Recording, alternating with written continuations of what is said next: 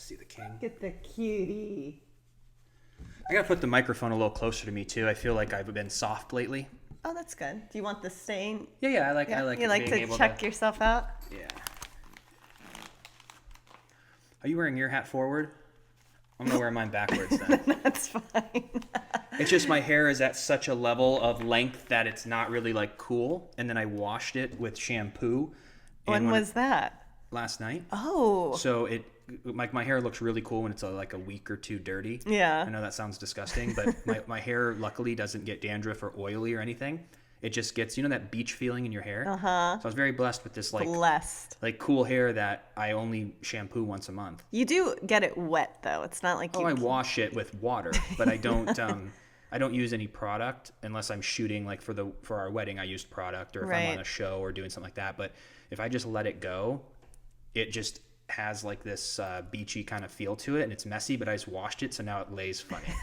I actually always know when you wash your hair, and I'll be like, did you wash your hair? Because it lays really funny. I think with anyone though, at least for me, like a couple days my hair is dirty, it's like flawless. It's fun, it holds a curl, but when you first wash it, even the girl who did my hair on our wedding, she goes, wash your hair like the day before, because it'll hold the curl better. Huh. So they don't want that fresh, hair, because it probably just doesn't hold.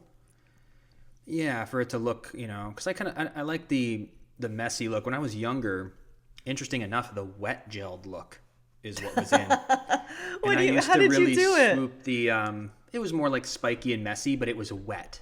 And then I don't know if that's a young thing or if it was just the 90s, but like NSYNC and stuff have their hair like that's moist. True, yes. It was hairsprayed and wet looking. Like a helmet almost. Sure. Spiky helmet. A spiky helmet. Well, girls too, we used to scrunch our hair with gel, and it was the wet look. In middle school, you scrunch that hair, and then you would take your bangs and blow dry the bangs and have them straight. So the bangs would be straight, but the rest of the hair was curly. It's very, very interesting times. Yeah. Do you know what I'm talking about? I'm actually interested to keep that going, but I want to get into our intro real quick. Let's and then we'll get into our intro. 90s life. We'll get back into that, yeah.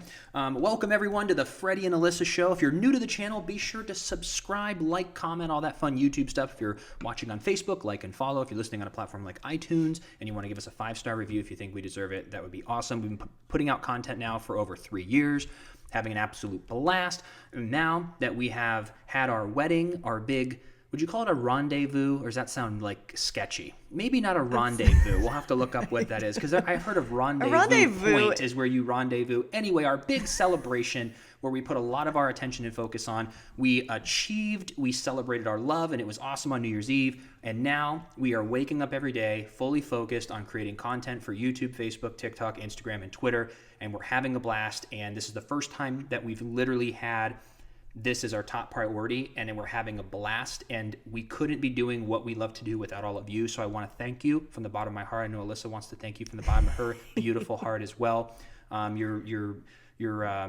Your commitment to us and support has just been very much appreciated. So thank you.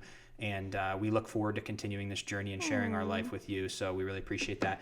I want to give a shout out to a I didn't look at the names prior. So this is so we have a membership program here. If one podcast a week is not enough for you and you want an extra one, we do an extra one for our members group on Sunday. So if you want to become a member, you can check that out. We have a lot of fun. We put up a bunch of videos in there too. And at this point, we have a huge book of business. So if you want more, you can check that out. And one of the perks is a shout out. So I'm going to try some new members here. Welcome to the family. Kirsten Franson, welcome. Lisa Lodter, and Sheila Wadoops. Top name. Did I do that right? I think so. Wadoops. Yeah. Sheila Wadoops. Wadoops. Sheila, forgive us for my pronunciation. You're so cute. We appreciate you. Your little hands, you were trying to pronounce them and you're all anxious. Was I rubbing my hands?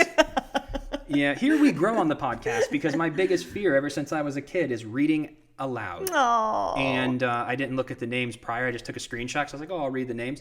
And but yeah, reading out loud to me, even to this day, is my ultimate fear.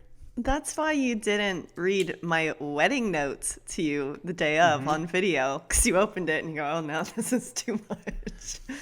Well, because they were recording me, and it was Sure. one of the first times that we met, Yeah.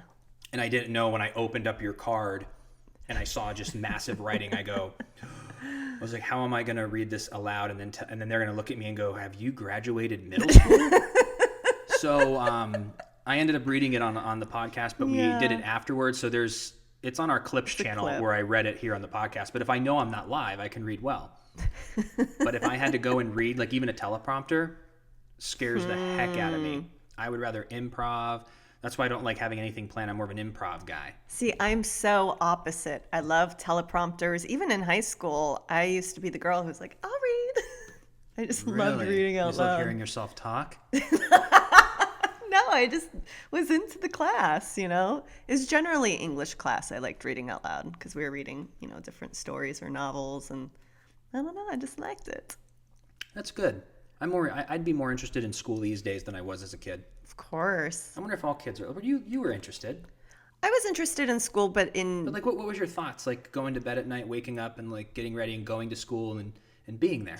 being there, I mean, of course, I was interested in socializing and seeing my friends and, that whole aspect. But I loved drama. I loved English. Math class was not it for me. That one I really could have. But I even remember in my math class, my freshman year, I was sitting in the back of the class because my last name was Tabbitt, so they generally would do alphabetized seating, and I couldn't see because I discovered in 8th grade that I couldn't see far away and I'd have to wear glasses. So in 9th grade, I was sitting in the back seat of math class, and I raised my hand. I was like, can I please sit in the front row? Which most people would never do that. No. But I cared that much to be able to learn, and so he moved me. So you had that early. See, I feel with us when when you and I started going to like courses and or like events and learning and educational seminars. Conferences. It's funny how when you were a kid, you'd always want to sit in the back. But then when you're actually really interested and you're there for a purpose, you want to sit up front. You want to feel the energy as much as possible. You want to absorb as much as possible. Yep. So I wonder how that is. It's just kind of 50-50, I guess. Some people probably liked school and others didn't. But I didn't know why I didn't like it. I mean, don't get me wrong. When I was there were times when I was just like, oh my gosh, I can't write this paper. I don't want to go to this class. I think every kid and student is that way. But I don't know. I've always enjoyed learning, but I've enjoyed learning things I was interested in. You know what I mean? I wonder if that's ever going to change in the future. I'm curious what the pandemic and everything has done with online schooling and colleges, and I just wonder what it's going to turn into in the future, because it just seems like a lot of the way the world's moving, especially in 10 years, a lot of the traditional stuff seems like it's going to be obsolete. Well, and also, too, you got to realize, I don't know if you had this where you live, but in South Florida, they had specific schools based on, like art. There was one called New World School for the Arts in Miami, and that was catered to people who loved entertainment, whether that was dance, acting, singing. It was just a prestigious art school.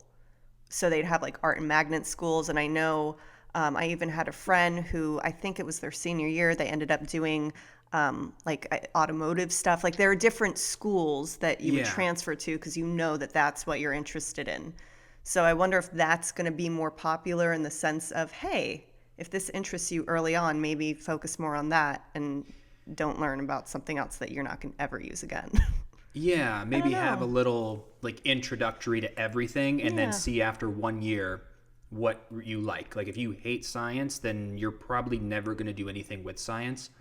And I also feel that like the younger generation, probably even us millennials, don't seem to be sticking at their jobs. Like our parents, I think that their whole growing up was people worked at the same company for 10, 20, 30, 40 years. And it seems like people are jumping around every couple years these days. Yeah. So we're just at this really interesting point, and it's funny how you'll never know unless you ask people questions. You'll never know what the other paths would have been. Like, aren't you ever curious? Like, if you I don't have any regrets, but I'm just interested. Like our life would be completely different, same people, but completely different if we never left our hometown, or if we went to college. Well, we would have never met, first of all. Which is crazy. I would have never met you if we stayed in our respective towns, or if I decided to do New York, which at first that's what I wanted to do. I wanted to go to school in New York. And then LA happened junior year, and I was like, you know what? This is the path that I'm going to take. So if I would have done any of the stuff that I was planning on doing, we wouldn't be sitting here right now. Isn't that crazy? It's wild. But just if you relived your exact same life, and just at the age of 18, you made a different decision 10 different times. Like, I'm going to go to college locally. I'm going to go to college in 3 states away. I'm going to go live in another country. I'm going to start a business. I'm going to go be an actor. I'm going to have a trade. I'm going to be a plumber. I'm going to, like each of those lives are going to bring different characteristics to your human experience. Mm-hmm. Because of the different challenges and the ups and downs of those paths and the people that you meet because of those paths. And it's something you'll never know. All you know is the path you chose and the day you're in. But what's really trippy, and I've thought about this many times because I love this kind of stuff, so many decisions, even on the daily or on the quarterly every year that you make, it's different outcomes. Like, even if I moved to LA and for some reason I decided to move to Marina Del Rey, which is completely on the other side of where we lived, would I have met you still? You know what I'm saying? Or because I dated one person, I got introduced to this friend and this group. You know what I'm saying? Like, the odds of us even meeting in LA, we both had to be living on that side of the hill. You know what I'm saying? But then it brings you to a bigger question of what's meant to be and what is fate. Because I'm sure some people would believe that if your destiny is like your soulmate and you go that route, then the argument would be no matter what you chose, life would have brought you together at some point. Or there's people who go, everything is just random and you would just lived a different life. And isn't that an interesting thought? Well, and it's funny because that can never happen unless we can figure out time traveling. But good luck. but we have those same decisions every day now, where we have the ability to try new things and new paths. Mm-hmm. If like, and we've done that pretty well. Like, we've lived in. I have to stop having coffee as much as I like it because my mouth, I feel, is dry. I have to keep drinking water. I was sitting here thinking I could never sit and have coffee while we're on the pod. It's difficult. Iced coffee, maybe.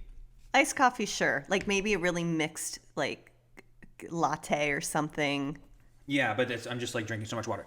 But like, I mean, we both lived in our home states, and then we moved to Los Angeles, moved around a lot, did a bunch of different jobs. Now we live in a different part of Florida, and life is just an adventure. I feel like every 6 months you and I are always doing something new. We have our same through line for the most part, but like, I'm so curious, like what will June bring? Like, where will we be like June 12th? Like, where will we be on June 12th?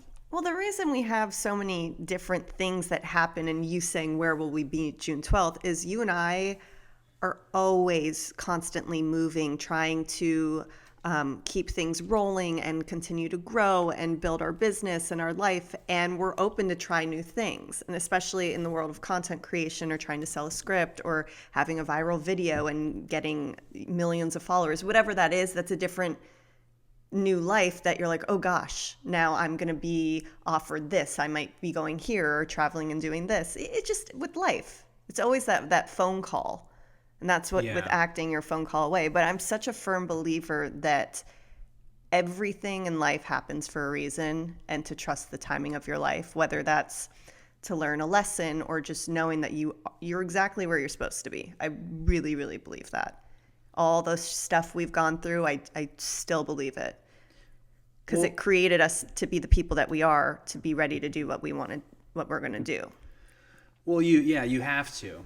Because the thing I'm trying to work on is just really letting go of the past and stop looking into the future too much. Yeah.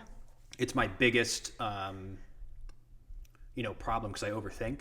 Of course. So I'm just trying to realize that it almost really doesn't exist. Like, obviously you learn from your past, but there, other than learning, what are you going to take from it? There's nothing. You can't go back. the future. We don't know what tomorrow's going to bring.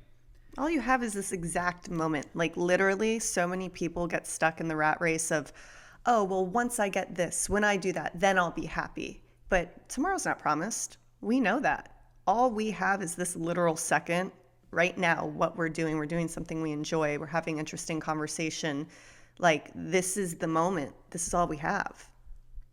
You can't stress about, of course it's smart to have, a plan, an idea of where you want to go. You can't just live life like walking around with no plan, but all you have is this moment.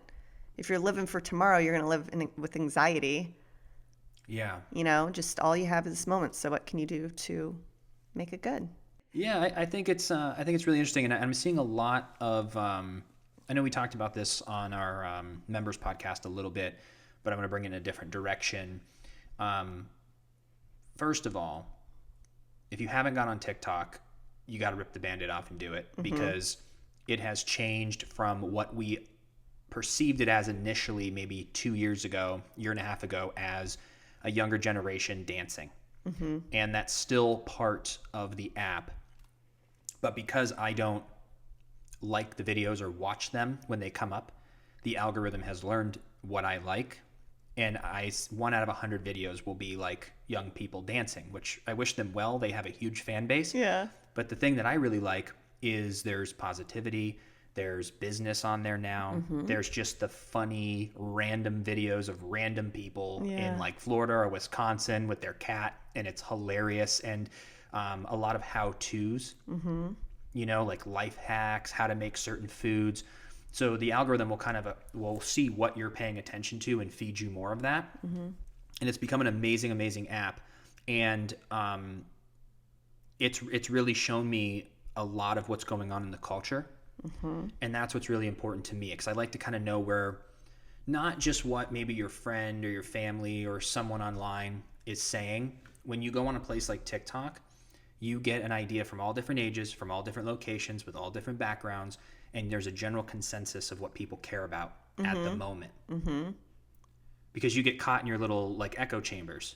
If you only perceive the world and chat with your 3 best friends, it's only what you 4 think the world is in reality. When you start going on an app that you're looking at strangers on your For You page, and you're like, what is this 17-year-old kid doing? What's this 53-year-old mom doing? What's it like there's someone who's pregnant, someone who has 4 kids, someone who's, and then there's like a lot of touching stories. There's a lot of, there's just a lot you're learning about the world, and it's just really refreshing to see just how diverse and how we all live in the same world, but have different realities. Yep. Well, and I'm it's also pretty cool. Curious too. That kind of made me realize, and for anyone listening, let us know.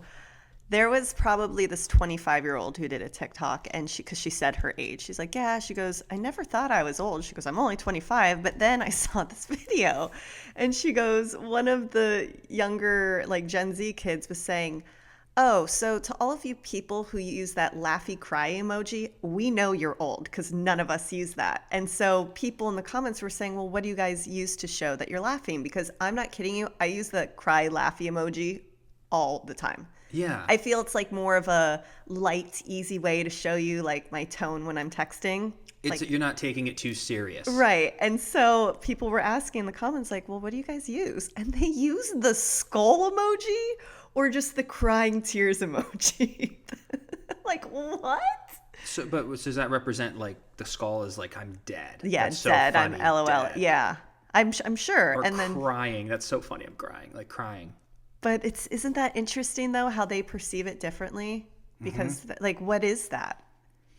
Well, and how the lingo has changed. I gotta see if any examples pop into my head, but No cap. But if that's the whole thing now. Like that means you're lying. No lie. Cap is lie. Yeah, but they're basically saying you're lying. Like if someone goes no cap or cap. No, cap is lying. No cap is not lying. No, trust me, babe. I've read a little bit of the kids. The kids just say, sometimes you'll be like no cap, but sometimes no lie. They'll say cap.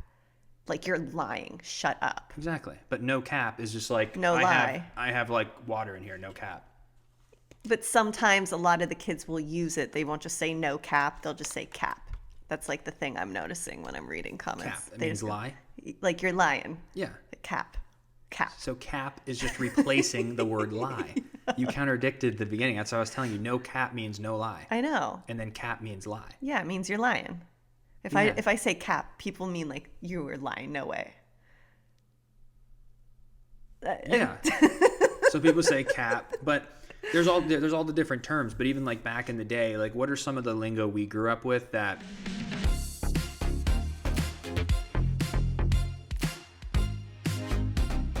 Now, should I sing? Let me do it. Faraday, why don't you come on over, Faraday?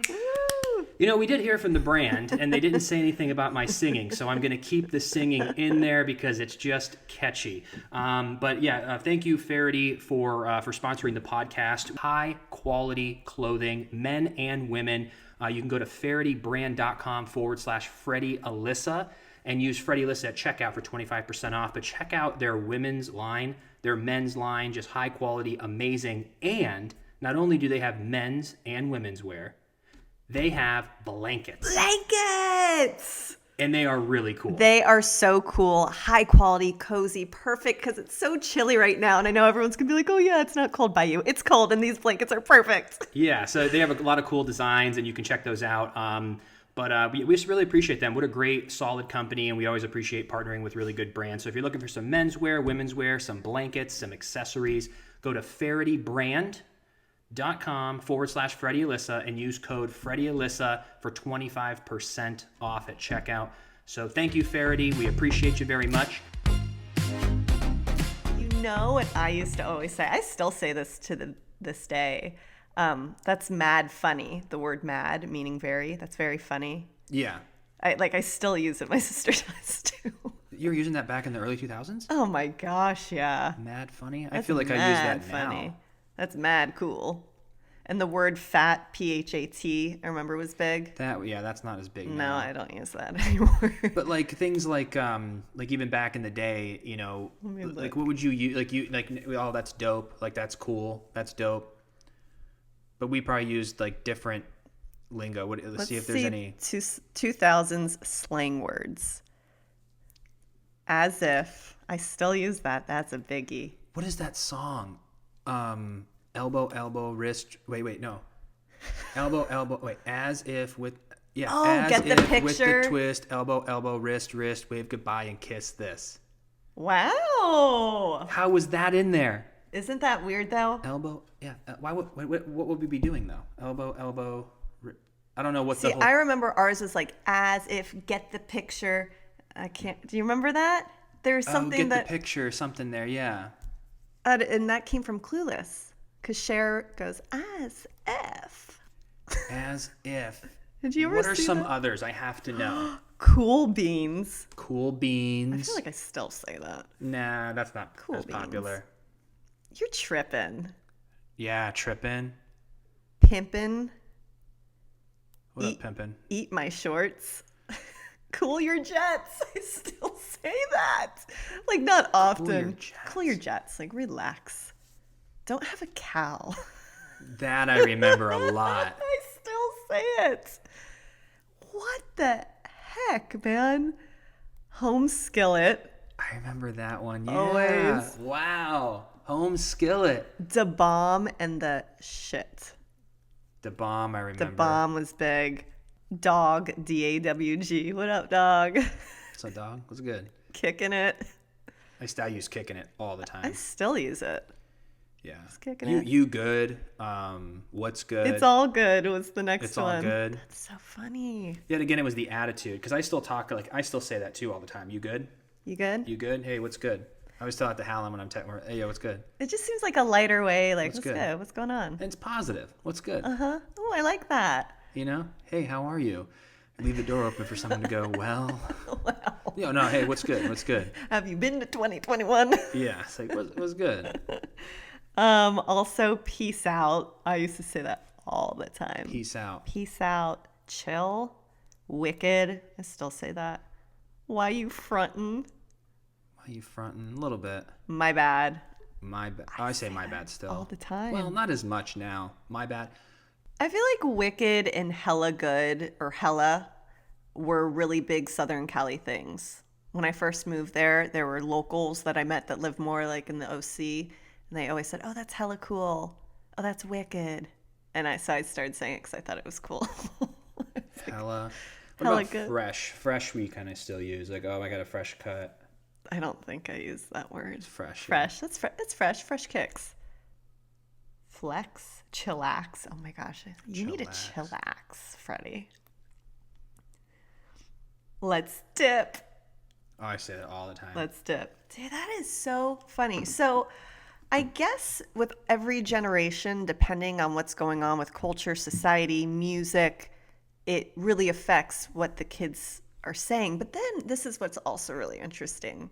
Well, I was thinking, well, without social media, how did all these kids start saying the same thing that are spread across, the United States? But there was marketing, movies, music. We were heavily in probably MTV. music, MTV, TRL. Why? Because we were watching TV. Yep. Same thing. So the music culture, but how did something like cap become lie? I don't Like know. who was the first person to go no cap? And they're like, why? Like no lie.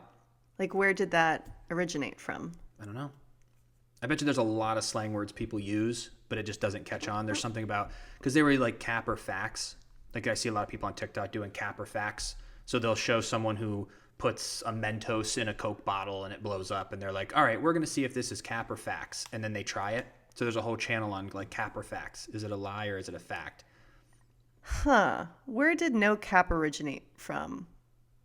It's popularized in 2017 when Atlanta-based rappers Young Thug and Future released the track No Cap. In the song, the rappers boast about all the wealth and swag they've acquired, no cap, including clothes, cars, and jewelry. So, this is exactly what we just said. This type of slang in each generation comes from rappers. So that just might be something that Future and Is it all in hip hop and rap, or is it just music in general? Probably music in general. But I feel like hip hop and rap more so influence different The slang language words. and culture. Yeah. It's really shifted culture in a lot of ways. My gosh. It's everywhere. I mean, it's one of the biggest genres. It's all we listen huge. to. Life is one of the beauties in life is music, no matter what genre you like. Mm-hmm. Like, how boring is life if music didn't exist? Oh my gosh. I mean, I gotta tell you, music is probably one of my biggest passions in life in general. I just love it so much. I love every genre. Like even on Bridgerton, which you missed out because that show's dope. But they took all of these current songs from today, but because this piece is in the 1800s, they had violinists playing the songs, and so it was just the coolest just spin on music. And I don't know, I listen to the soundtrack and it's all just violins. Yeah, there's a lot of appreciation and crossover of music. I remember even hip hop and country with Lil Nas X, and there's all these people. But yeah, with you've been talking a lot about music lately, and there's never a better time to put out music, because I think I think back in the day, if someone wanted to be a musician, and then you're just like, oh, like I have to, if there was no internet, like, so hard. You'd have to like commit to it, where you could actually just do it as a hobby and put out music and start like a little channel and do covers and just sing. Just do or it. Put it on TikTok. What's really crazy, real quick, not to cut you off, but Shawn Mendes and Justin Bieber are actual examples of people who in the very beginning of the internet they got famous because of YouTube. Then you look at like Cameo, who was on one of the reality shows or the competition. X Factor, right? Yeah, then Kelly Clarkson was the first. I remember when she first won, and I think it's when she got maybe her first Grammy, the whole music industry was like, this is wrong. We actually had to work to get there. We couldn't win some show. And I remember a lot of people in the music industry were just like not about that life. Now it's so popular because every song on the radio is from TikTok. So if you put music out, I mean, I think people like true musicians who are trying to do this for a living, not just a hobby, have a better chance putting songs out, of course, on YouTube, but on TikTok. Because if that becomes popular and becomes a trend, well, then you shoot up over. I mean, it's all of it. It's all of Someone who's a true 100% music or nothing is doing it all. And that's the same thing. But even the equipment and everything is so the technology is here too. Yeah. Like, and because that's what we were talking about doing voiceover, because there's a certain part of me too that wants to do, and it's probably better to get the mics eventually. Yeah. But if you get the mic and then there's this box, I remember Christopher Sean was telling me, because I think when he did his voiceover work, he does it at home. Wow. And it's on a stand, and you step into the box so that there's no echo, and then you're on a $400 mic, and you can do all of your voiceover. But I was looking on the website Fiverr, and because I just wanted to do some sort of like acting, but I wanted to do it from home. So you need I was that like, creative. well, yeah, because I think it'd be fun. So I was even thinking about getting a voiceover agent, or even going on Fiverr, and people will hire you to be the voice for their commercial or whatever it may be. But it would just be really fun, especially with cartoons, to play a character and do different voices and be able to act. Yep. But from the comfort of our own home. But if you were going to do like music and recording, it might even be a good investment to get one microphone, like still use these for our podcast, because it's like great. But when it comes to like music, because with this we basically talk at the same level. Yeah. But if you're singing or you're doing characters, you're going to be like, it's going to be messy. yeah. But a good mic, I think, will help mix Level that together. out, yeah. But yeah, it'd be that's just something fun to do where you don't get distracted and you can kind of put it on your list. Because that's what I was thinking. Just like, a I'm fun not going to make hobby. it my mission to do voiceover, but if I get an email and someone wants to pay like $300 for me to do like a commercial voiceover for them, like, why not? Or you audition and you get to be a voice as a character, and then because that's one of the best things. Anyone who's ever done voiceover, that we've had friends. Remember Andrew Caldwell? Yeah. Obviously, you know Andrew Caldwell. I don't know why I said, do you remember him? Like he's, I remember him one day telling me years ago when he was doing a voiceover job that you work like 4 hours a week. Oh my because God, you it's just do the sensational. lines, because they don't have to do the lighting, what you look like. It's all the voice and what it sounds like. So you go in and you do a bunch of episodes, and it's like, he goes, you go in your pajamas, It's amazing. but now you do it from home. And on that note, what's very interesting, I saw on TikTok on my For You page, I'm just scrolling, and casting directors are on there now, but there was a casting director for a voiceover cartoon. And basically this cartoon is a worldwide cartoon, and they're looking for people to work, of course, from their home with professional mics to be the characters. And so what she did, she goes, this is an experiment. We just want to see how this works out. She goes, duet this or each video for every character and, act it out. So basically they would show the cartoon in a little scene, and they would count down with these buttons. They go 1, 2, 3, and then you'd say the line. They'd have the line up there. So your audition is you doing some lines, but as a duet on TikTok. And that's really interesting to me, because I feel like that's going to be the way of the world. They want to see, because then this person, casting director who's on TikTok, if they like you, they can click on your profile and they can go quickly scroll, see how people react to you, see your following, see the other kind of videos you do, who you are, what you're about. And it's like your book of business all right there. And they don't have to like small talk with you. They don't have to come into the actual room and audition. So I'm just like, that's really very interesting and very intriguing, because then people work from home too. Yeah, I don't know, but I also feel like that would probably be a mess. Well, it's so funny in the experiment, because she ended up having to have everyone email in also the auditions, because in the cartoon there was like this little toy gun, and TikTok flagged that, so they pulled down all the auditions and they lost all of it. And then people were saying too, well, we need you to make a specific sound just for the auditions, because the sound she had linked was just a song. So when you clicked on the song, if you wanted to watch all the duets and auditions, it had all these videos, because it was like a popular song that she used. So she's like, I'm learning that, there's a learning curve. It's an experiment. We're trying it out. So who knows? Yeah, I saw holes in this from the very beginning. Well, just because with casting in general, I mean, imagine, it's tough enough to be a casting director and have to sit there for a week for 8 hours a day and watch 500 actors come in. Yeah. Imagine if someone didn't have to go, because that's what's interesting about traditional, is the work is almost getting in the door. Yeah. Where now everybody's in the door. So the work becomes, how do you stand out? Because before, how many people, because back when I was auditioning in 2006 and 7, there was like 30 of us. Yeah. That's it. Because we were the ones who left our hometown, which if you had to be in LA, that cuts out 1 million people a week that you're competing with, because people aren't going to traditionally do that. Right. The people who couldn't hang for more than 2-3 months go home. Your competition's gone. How many people go there and work and say, well, I'm going to get an agent next week, I'm going to get an agent, and never do? They're not competition. Right. It's like, how many people actually get an agent? And then if you happen to be in the top 10 agency, then you're going to get in. Because I happened to get so lucky, I had no idea, because I was a punk kid. I had no idea how good of an agent I was with when I first moved there. It was unheard of. So I got into every audition, and my competition was like 30 people every single audition. That's it. Because the work was moving there, making money, getting an agent, getting a good agent, and showing up there.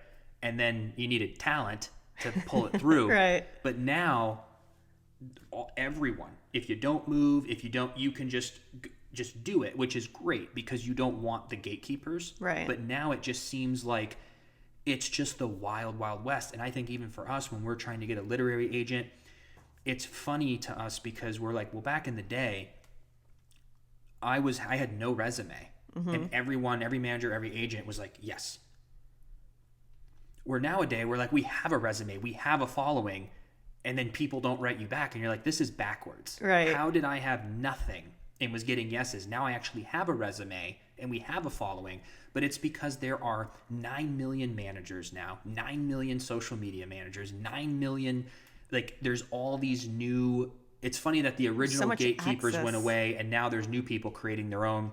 Like, you and I could do that. We're going to start a social media agency. We're going to call up businesses and run their social media for them. And then we have those 10 clients and they pay us for us to go.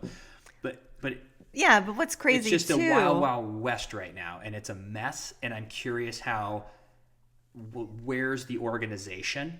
Well, because there's so much access to so many people. Like you mentioned back in the day, the reason you're getting all these yeses was even though you had no resume, you were physically there in LA and you already had the in with, say, a manager.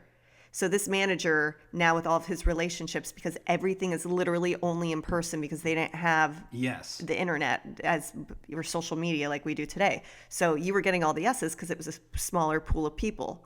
They're like, oh, yeah, he lives here. He's this great actor. He does X, Y, and Z. Let me introduce you to my friend. Oh, this photographer is great. Oh, this person knows this person. Now it's just overload of access to all these people. Who knows how many emails all these people are getting? You know what I'm saying? Oh, it's millions. Endless on LinkedIn, Instagram, Twitter. There's even this acting coach who used to be a casting director for HBO, and she's changed her whole life to be like an acting consultant. She does, leads online, Facebook, all that stuff.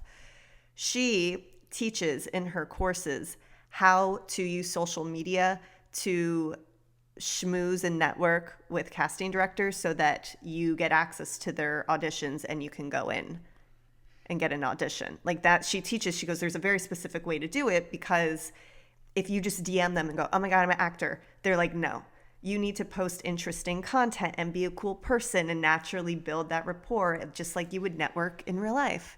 You know what's even funny? Remember David Portier, I think his name is, from Barstool?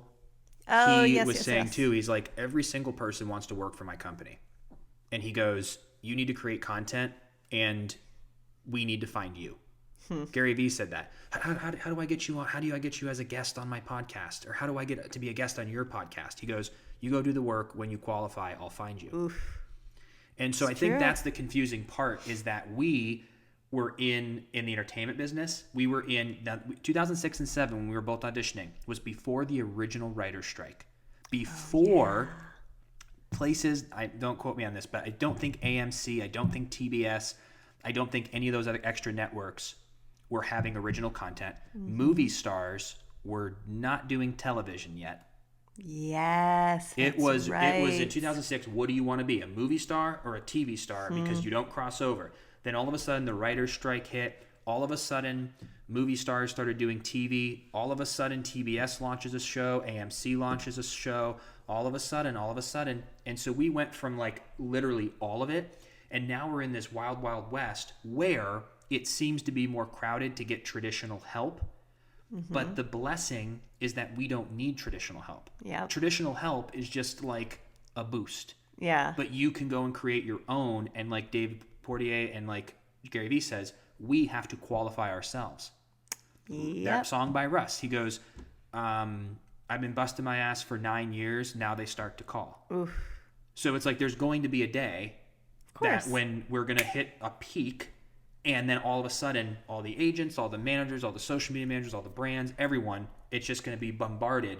And you're going to go, we've been doing this and trying to do this and doing little deals here and there for 15 years.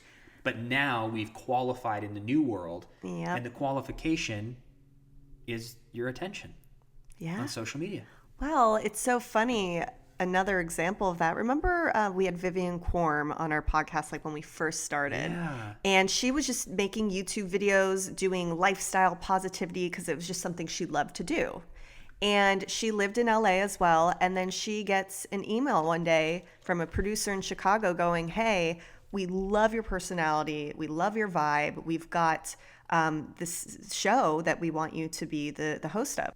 They wanted her to just be, host and reporter. And she's like, well, I don't have any experience. They're like, we love your vibe. We'll teach you everything. So she went out, she worked there for years. And now I just saw she got a really big show in Texas where she's like the actual like host, and it's more daytime talk show, which is what she wanted to do. So you just don't know. You never know what people are looking for. Right place, right time. The producer of the news station show in Chicago was looking for a new host. Like they were on YouTube looking. They're like, well, who has stuff? And they saw her. They go, this is her. Well, every video is an at-bat. Every video. And then to quote Gary again, because I've been seeing a lot of his stuff is really, really, it's always been great. But like right now, he's really laser focused on like different things. And Drew Barrymore, I zoomed him in to her talk show, and they were talking about Netflix is releasing a movie every single week this year. What? Every single week. And oh my gosh, what that's maybe Unplugged can be one. Yeah, well, maybe for 2022.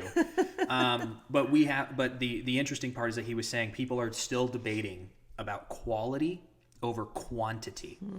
And he goes, but people are forgetting that in the digital space, quantity is beating quality because you're getting more at bats. If Warner Brothers puts out 20 movies and Netflix puts out 70, there's going to be one movie of the year. Netflix has a better shot if they're doing 3 times the amount of movies. Wow. Same thing like us. It's like we could put out 1 TikTok a week, or you could put out 10 a day. 8 of them aren't going to be that great. But at the end of the month, if you put out 100 TikToks and 3 of them go viral, there you go. So it's like this digital space doesn't really care about the quality in the big grand scheme of things, because people are so quick. They're going to go, people like we do that. We'll look through on TikTok or Instagram, or we'll see a movie. I'll give it 2 minutes. But you don't think I'm never going to look at Alyssa's page again. You just go, okay. And then you're like, oh, but tomorrow it's good. Right. So people are overthinking how great something needs to be when you just need to continue to do it, because he says quality is objective. There are times that we'll do something and I'm like, I don't know, that video is not that good. But then the whole audience thinks it's the best. I'm like, wait, what? But then there's one I'm like, this is going to be it. This is going to be it. And no one liked it. So we don't really even know. Right. All you can do is just be honest, keep getting better, and just put out as much content as possible, because it's going to find different people. Or we've probably done podcasts that someone's like, this was their best one ever, and other people clicked out after 2 minutes. But then the one that most people clicked out in 2 minutes was the best podcast for 17 people.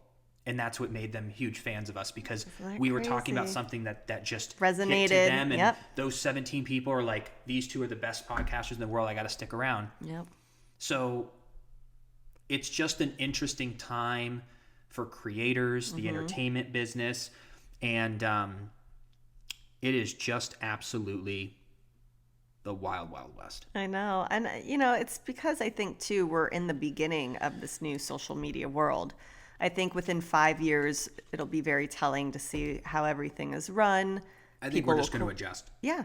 Oh, yeah. Because we went from executives, distribution companies being the ones who chose what the public is going to see. Right.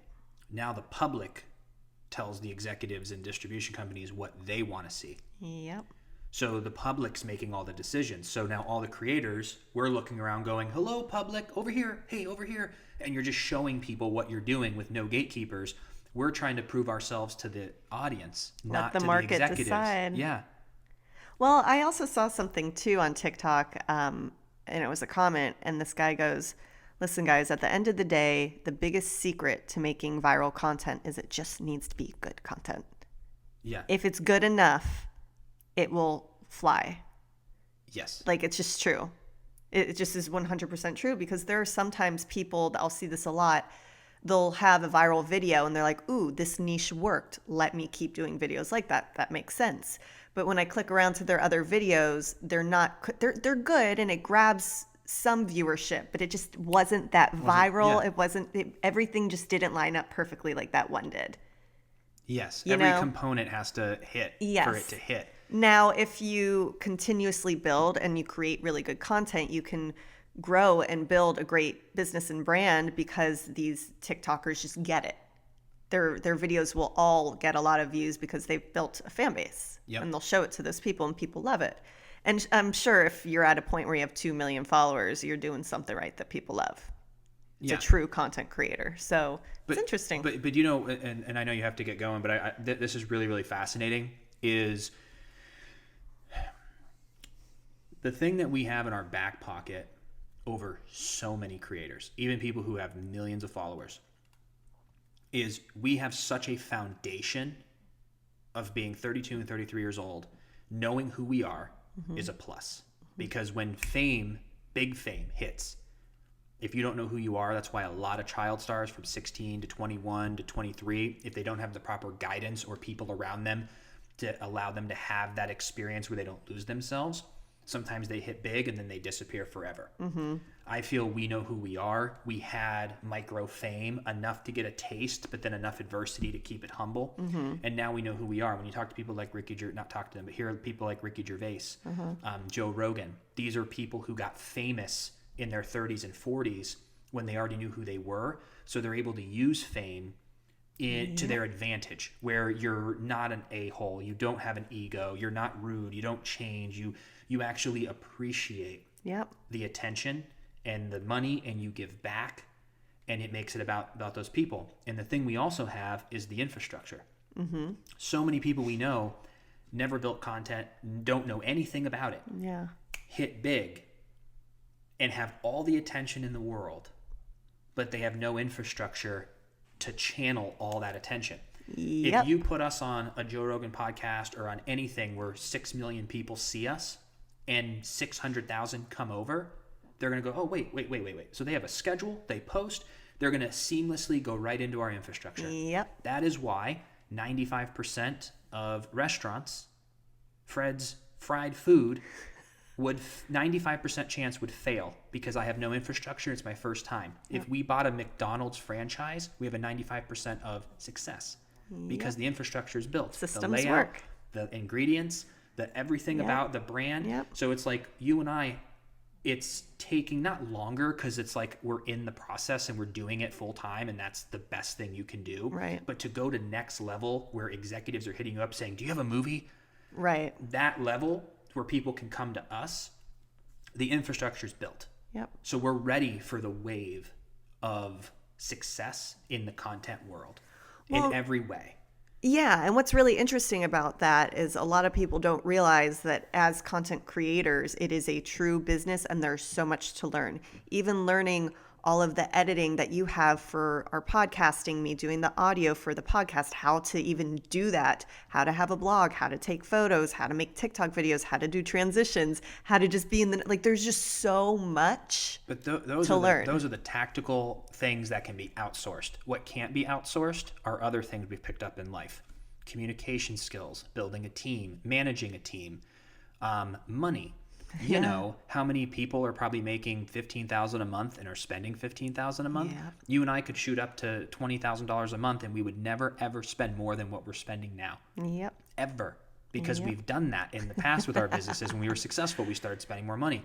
There are so many things about growing up and building a business that we've learned. Yeah. So on this next spike, Wave, we're yeah. ready, because we had our spike in business for 4 years, and it would have set us up for life. Like, we had so many like many softball opportunities of like, you should buy this condo and it'll be worth a lot. You should do this Bitcoin thing. You should have this. Like, there were so many times that we had know. softball setups of like massive wealth, not massive wealth, but like rich, Yeah. to be financially. And then why I'm interested in that as well is that the financial resources would allow us if we would have hit all 4 of those home runs when we had the softball Right. pitch, we would have been able to fund Unplugged ourselves I by now. know. So that's the reason that I'm excited about it, for many other reasons as well. But now, because we just needed to learn and strike out those 4 times, Yep. and see it all just to be at a position now where when the next one comes, it's going to be like huge. And that's like that analogy where everyone's running together, and then anytime someone's growing and building something, you're moving backwards and you see other people moving forward, but you're in a slingshot. So as much as Right. people are pulling away, you're doing all the right things every day, mastering the mundane, and then when you hit, you're like, so you seemed like you were behind, but then you shoot ahead of everyone. Everyone's like, who's this Freddie and Alyssa couple? Where did they come from? And it's Right. like we've been taking steps back, launching into this slingshot. And I think ultimately we're just really looking to continue to get out there and just share our message of positivity, of, just being the best we can be and growing and having fun along the way. So if you love this podcast and you think one of your friends might like it, share it. Yeah. Like Yeah. that's how like word of mouth works, I guess. So it's just crazy, and everything happens for a reason. We're exactly where we're supposed to be, and in Yep. due time we'll be where we got to be. Yeah. We're in a really, really, really good position with age and knowledge, and everything's lining up, and I can't wait to go next level to continue to produce. Mm-hmm. Even better content and keep it going. Oh yeah, because we have a lot of ideas. It just costs money or a team. Yeah. And right now we're able to do this full time by ourselves, but to have a team or to invest in a movie, Oh my gosh. to put so even fun. 50 grand into it, you need some cheddar. You need some cheddar, Cheddar was baby. an early 2000s Oh word, right? gosh. Anyway, Back home at skillet, Anyway, home We're slice. out We as about to if. dip. whatever. No cap. Oh no. We'll be back next week. No cap. No cap. All right, everyone. We'll see you next week. Good way to end it. Good one.